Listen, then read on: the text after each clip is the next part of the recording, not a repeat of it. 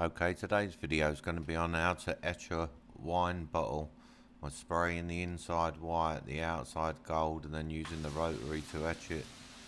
So I'm just showing there how I sprayed the inside. I just kind of covered up a bottle like that and then sprayed inside just until it was covered in paint. You have to, roll it around a bit in there as well. You can see it starts to kind of flow down. And then, just keep rolling it around. I cleaned the outside of the bottle and still rolling it around for a while, make sure it gets a good coverage. And then, I peeled off the little pieces at the top and stuff. I put the cap on upside down just to stop any gold getting inside. And then I sprayed the outside of the bottle. And then I could screw the cap back on and use that to move it around. I like to get a couple of these. Trap this down here. I'm going to sit that right in there just so it's nice and tight up against that, and measure off the back wall. Okay, that's exactly 18.5 now. And this one, just make sure you're off the back wall.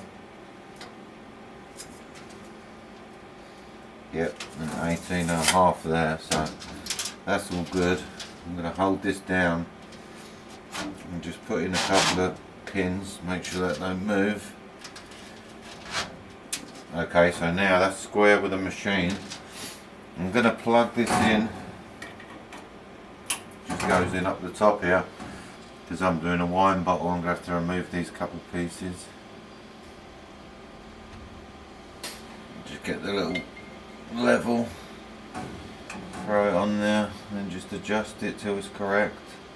Okay, so to do the design, you want to come up to Laser Tools, Rotary Setup, make sure Roller's on, make sure Enable Rotary is on, and then these will light up. You want the A axis. I'm not connected to my machine at the moment, so it's not showing up, but it will be when you're connected to your machine, so don't click Test. And then steps per rotation, according to the PiBurn website, was 8,000. And the roller diameter in millimeters is between 62 and 63 millimeters, so up at 62.5 millimeters. This down the bottom is just a calculator. The main things is the 8,000 and the 62.5. So okay, so you have to use user origin, which is easy. So you just change it to user origin, and you see now this little green dot. Wherever I click user origin, you can see the green dot's gone up the top corner now. You want to move this to the center so that your dot is right in the center of your image. And if you don't see this dot, then zoom out, make sure you don't have nothing else open, because if you've got another design over here, then the dot is going to be in the wrong place. So just make sure you've got your design open you want, and your green dot's in the middle. Now you want to set your speeds and your powers. I went for a 350 speed with a 22 power, high and low, 300 dots per inch, and I set it to diver. So that was mine. So now, next thing you're going to do is click send. And then once you've sent over to your laser, you want to move your laser head directly to the center of your design.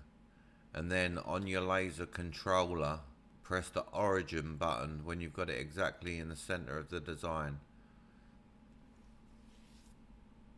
And then press File, Enter, and then when you frame it, you'll see it will frame from that center origin. And this is a video of how it came out. And yeah, it's quite nice. You could light it up from the inside and it would shine out real nice.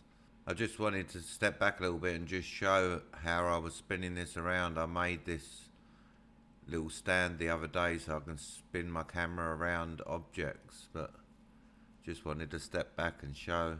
It was just a camera stand that I cut down and fixed up, changed around to do that. So yep, just wanted to show you that. So thanks very much for watching. Please like and subscribe, and I'll put out another video as soon as possible. Thank you.